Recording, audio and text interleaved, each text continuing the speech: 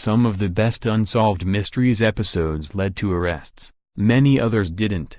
For 14 seasons, true crime TV show Unsolved Mysteries captivated viewers, many of whom even helped solve the cold cases. Some of the best Unsolved Mysteries episodes, however, presented bizarre cases that still haven't been cracked. Here are some of the stories that still have fans enthralled, only a few of which endings. Via GIPHY. Matthew Chase, 22, left his Los Angeles house to deposit a paycheck on June 8, 1988, and he was never seen again, except in ATM surveillance footage.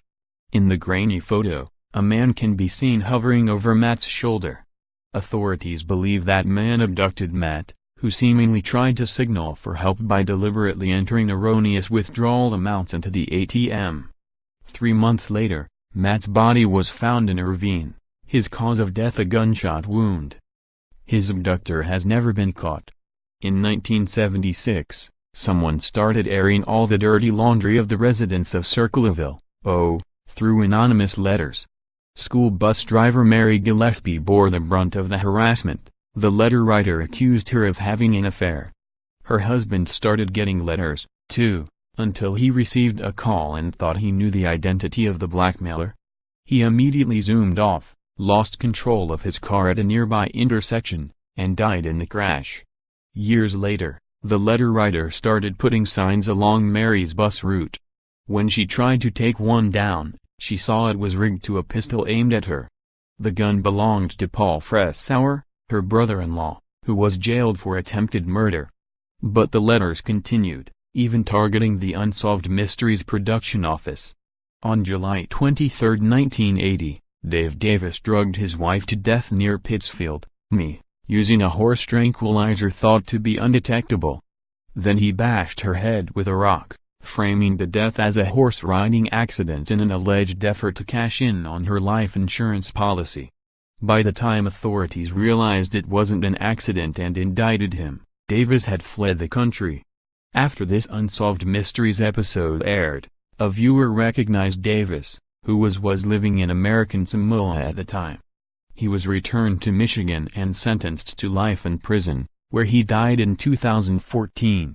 I Know What You Did Last Summer author Lois Duncan died in 2014. Never knowing what happened to daughter Caitlin Arquette 25 years prior.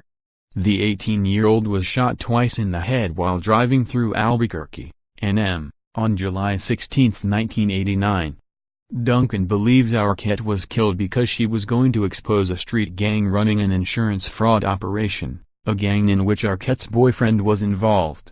Someone robbed a gas station in Garland, TX, on July 14, 1979. But the jury is out, so to speak, on whether it was Michael Martin.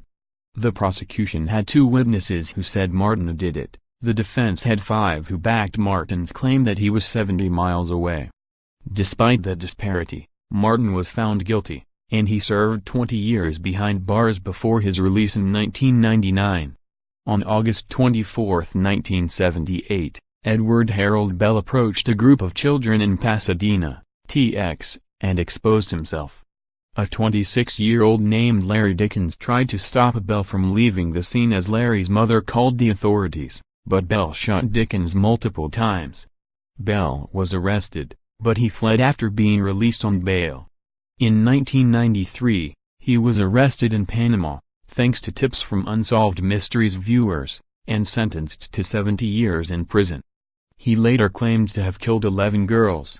None of Walter Curley Green's neighbors in Omaha, NE, had any idea he had a huge fortune to his name. But when he died of a heart attack on April 24, 1978, he left behind $200,000. He even owned the apartment building in which he lived. But no legitimate heirs have been found, so no one inherited that money.